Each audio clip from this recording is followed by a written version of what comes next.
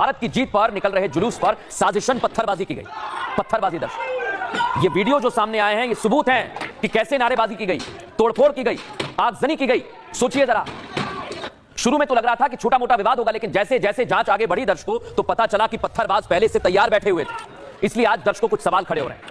ये सवाल क्या है कि आखिर ये साजिश है किसकी? मस्जिद के आसपास इतने सारे पत्थर एकाएक कहां से आ गए? सोचिए जरा, क्या यहां पर हमला करने का पहले से ही प्लान था?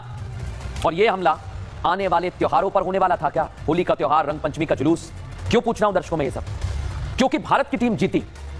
भारत की टीम जीतने से पहले मैच चल रहा था। मैच का नतीजा क्या रहने वाला है किसी को नहीं पता था। और एकाएक यह हमला बता रहा है कि महू में कोई बड़ी साजिश चल रही थी। अब इसी को लेकर जांच की जा रही है। पुलिस की टीम इस हिंसा की हर तह तक जाना चाहती है, हर एक पहलू को देखना चाहती है। और इसलिए दर्शकों ये दोनों तस्वीर आप देखिए, हमला और हिंसा, उसके बाद कैसे जांच की गई वो भी आप देखिए। पुलिस का एक्शन तेज गति से चल रहा है। यहां पर हिंसा करीब 12 बजे रात को हुई थी। उसके बाद कुछ ही घंटों में पुलिस का एक्शन भी देखने को मिला। कैसे एक्शन लिया गया रिपोर्ट दिखाते हैं।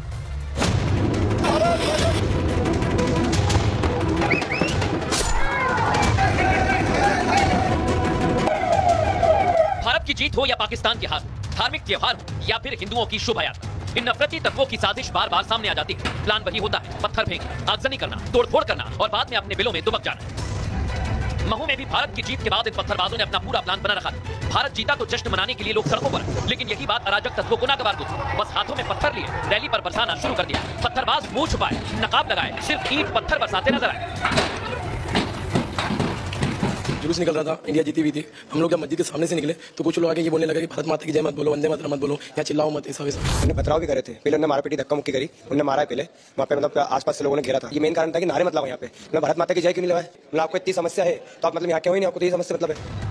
भारत माता की जय देश विरोधियों को इतनी नापसंद है कि ये सुन भी नहीं सकते। ये खुद पीड़ित बता रहे हैं कि इन पत्थरबाज गैंग में महिलाओं के साथ बच्चे भी शामिल हैं और जब इन पर एक्शन होता है तो बचाव करने के लिए रहनुमा आ जाते हैं। जब आप अपने बेटा बेटी की शादी करते हो तो आतिशबाजी करते हो, तो भारत जीतता है तो उसकी आतिशबाजी से नफरत क्यों करते हो? और अगर तुम्हें इन पटाखों से नफरत है तो डॉक्टर मोहन यादव की सरकार के डंडे के पटाखे खाने पड़ेंगे। भाजपा के राज में ही मऊ जैसे शहर में भारत की जीत के बाद पथराव हो रहा है, तो इसका अर्थ यह है कि कहीं ना कहीं कमी किसकी है? भाजपा सरकार की कमी है। आगजनी हुई, पथराव हुआ, तोड़फोड़ हुई, मजहबी नारे भी लगे, पुलिस एक्शन में आई, हालात को संभाला और जब हिंसा के बाद लोग सामने आए तो आरोप प्रत्यारोप लगने लगे। शहर काजी का कहना है कि जुलूस के दौरान मस्जिद की तरफ बम फेंका गया, जबकि पीड़ितों और चश्मदीदों का कहना है कि मजहबी नारे लगाए गए और पथराव किया गया। मेरे सामने ये घटना शुरू हुई है और नारे लगे हैं या मस्जिद की बदतमीजी हुई है, उसके बाद ये कहानी हुई और उस पर मैं बोलता रहा हूँ कि शुरुआत कैमरा बता देगा, प्रशासन की जिम्मेदारी है, वो खूब अच्छे से देख ले, कैमरा बता देगा कि शुरुआत किसने की। हमने बहुत कोशिश की कि हम प्रशासन के साथ बैठकर बात कर ले, लेकिन प्रशासन के साथ बैठकर बात करने में लोगों को बिठाते इतनी देर में पता चलेगा उधर से पथराव शुरू हो गया। सर पूरा मुस्लिम समाज था, पूरा पत्ती हुआ था, है ना। टारगेट ये 3 घर को करा उन्होंने, है ना, क्योंकि पहले भी ये हुआ था तो ये मंदिर में मेन टारगेट था इनका, क्योंकि यहाँ बना था। उन्होंने टारगेट से मकानों को करा, घरों में आग लगाई, मंदिरों में पत्थर फेंके, ये घर में गाड़ियां इकट्ठी करी, पेट्रोल डाला, थर्माकोल रख के आग लगाई, कारों में आग लगाई। फिर वहाँ अचानक इकट्ठी हुई मस्जिद क्षेत्र में, पत्तीवाला क्षेत्र में, और वहाँ से उन्होंने आके उपद्रवियों ने आके पथराव चालू किए, सभी घरों पत्थर फेंकना चालू किए, गाड़ियां फोड़ी, गाड़ियों में आग लगाई। कौन सच्चा है कौन झूठा है जल्द ही सबके सामने आ जाएगा, क्योंकि मोहन सरकार की पुलिस ने एक एक वीडियो और सबूत जुटाने शुरू कर दिए हैं और जो भी दोषी होगा, जिसने भी माहौल बिगाड़ने की साजिश रची होगी, उस पर एक्शन तगड़ा होगा, जिसकी शुरुआत हो चुकी है। अब यहां सवाल यह खड़ा होता है दर्शकों कि अगर आतिशबाजी हो भी रही थी तो भाई उससे दिक्कत क्या है? पुलिस प्रशासन के मुताबिक मस्जिद के सामने आतिशबाजी हुई, मान लेता हूं मैं, इससे माहौल खराब हुआ, लेकिन आतिशबाजी तो दुबई में भी हो रही थी, दुबई से लेकर भारत के हर कोने में हो रही थी। ये देखिए, हम जहां पर मौजूद है वहां पर भी हो रही थी, लेकिन आतिशबाजी से दिक्कत क्या है? आतिशबाजी से दिक्कत क्या है दर्शकों? बार बार पूछ रहा हूं मैं, लेकिन मुझे लगता है कि दिक्कत आतिशबाजी से नहीं है, भारत की जीत से है। तभी तो वहां पर पत्थरबाजी हो रही है, लोगों को और घरों को निशाना बनाकर यह पत्थरबाजी की गई है दर्शकों। लेकिन इसके बाद कैसा एक्शन लिया गया ये सुन लीजिए। एक्शन में है मोहन की पुलिस।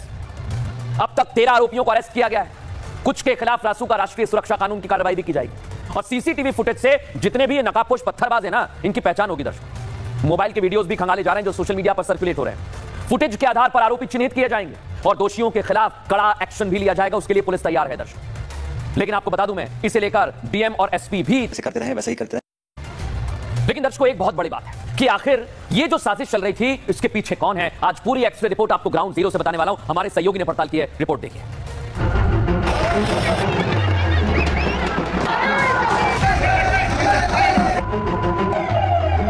भारत ने चैंपियंस ट्रॉफी जीती है, जिस पर देश को गर्व है, लेकिन देश में कुछ ऐसे लोग हैं जो खाते तो देश का है लेकिन काम देश विरोधी करते हैं। सुविधाएं भारत की लेते हैं लेकिन काम भारत के खिलाफ करते हैं। महू में भी यही हुआ। भारत की जीत का जश्न इन लोगों को पचा नहीं और इसलिए महू को अशांत करने की कोशिश करने लगे।